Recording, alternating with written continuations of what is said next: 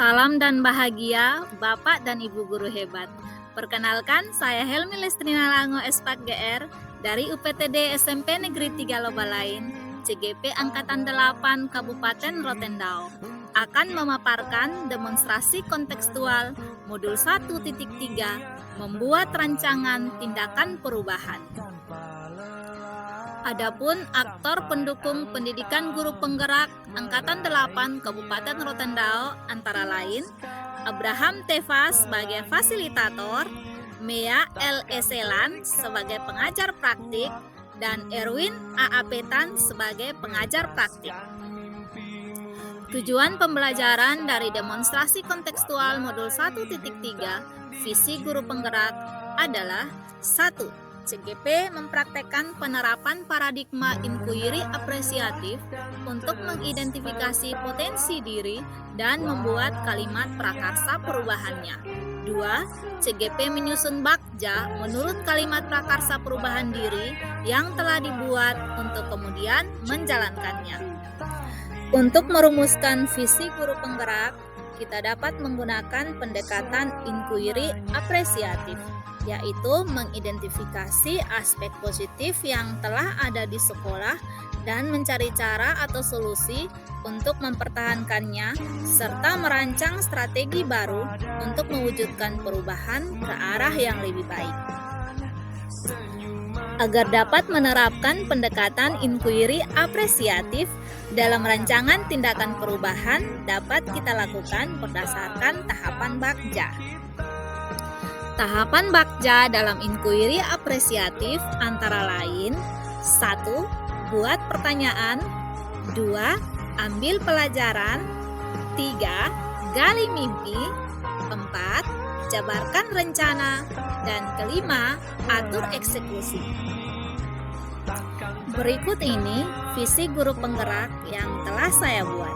Mewujudkan peserta didik religius dan berakhlak mulia, berbudaya, bahagia, mandiri, merdeka, berinovasi, kompetitif, dan berwawasan global. Untuk mewujudkan visi saya tersebut, maka saya membuat sebuah prakarsa perubahan, yaitu meningkatkan kreativitas dan motivasi belajar peserta didik melalui pemanfaatan edu-teknologi. Pada tahapan buat pertanyaan, pertanyaannya adalah bagaimana cara meningkatkan kreativitas dan motivasi belajar peserta didik melalui pemanfaatan edu-teknologi. Adapun tindakan penyelidikan yang saya lakukan pada tahapan buat pertanyaan adalah yang pertama, literasi. Mencari referensi dan pengamatan praktik baik tentang meningkatkan kreativitas dan motivasi belajar peserta didik melalui pemanfaatan edu-teknologi. 2. Wawancara. Melakukan diskusi dan dialog dengan kepala sekolah dan berkolaborasi dengan rekan sejawat. 3. Observasi. Melakukan penelusuran untuk memahami karakteristik belajar peserta didik berdasarkan hasil asesmen diagnostik. Kanvas bakja selanjutnya adalah ambil pelajaran. Pertanyaannya adalah 1. Siapakah guru yang telah menerapkan dan memanfaatkan edu-teknologi secara konsisten dalam pembelajaran di kelas? 2. Model edu-teknologi seperti apa yang telah diterapkan dalam pembelajaran? 3. Bagaimana memilih media atau teknologi pembelajaran yang sesuai agar dapat meningkatkan kreativitas dan motivasi belajar peserta didik? Adapun tindakan penyelidikan yang saya lakukan pada tahapan ini adalah mencari referensi tentang guru yang ahli dalam pemanfaatan edu-teknologi. Selanjutnya, mencari referensi berupa media atau teknologi pembelajaran yang sesuai untuk meningkatkan kreativitas dan motivasi belajar peserta didik. Tahapan Bagja yang selanjutnya adalah gali mimpi. Pertanyaannya adalah satu, apakah pemanfaatan eduteknologi dalam pembelajaran dapat meningkatkan kreativitas dan motivasi belajar peserta didik?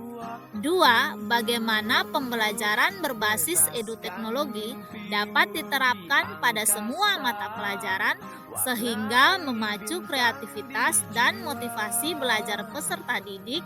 Tiga, apakah ada keterkaitan antara pemanfaatan eduteknologi dengan dimensi profil pelajar Pancasila?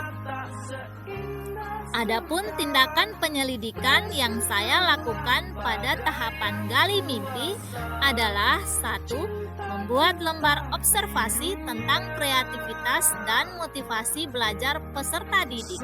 Dua, melakukan kolaborasi dengan rekan sejawat untuk memberikan pembelajaran berbasis eduteknologi. Tiga, mencari referensi tentang dimensi profil pelajar Pancasila dan berkonsultasi dengan orang yang kompeten dalam pemanfaatan eduteknologi. Tahapan Bagja yang selanjutnya adalah jabarkan rencana. Pertanyaannya adalah satu, apakah langkah-langkah untuk mulai membiasakan pemanfaatan eduteknologi dalam pembelajaran? Dua, media apa saja yang digunakan dalam pembelajaran berbasis teknologi? Tiga, bagaimana usaha menjaga keberlanjutan pemanfaatan teknologi agar konsisten dilaksanakan dalam pembelajaran di kelas? Adapun tindakan penyelidikan yang saya lakukan dalam tahap jabarkan rencana adalah satu, membuat perangkat pembelajaran, LKPD, dan instrumen penilaian yang tepat. Dua, mencari media pembelajaran berbasis teknologi yang tepat sesuai karakteristik peserta didik dan materi pembelajaran. Tiga, memberikan apresiasi atau reward kepada peserta didik yang menghasilkan karya pembelajaran dan menunjukkan kreativitas serta motivasi belajar yang tinggi. Atur eksekusi adalah tahapan terakhir dari kanvas Bagja.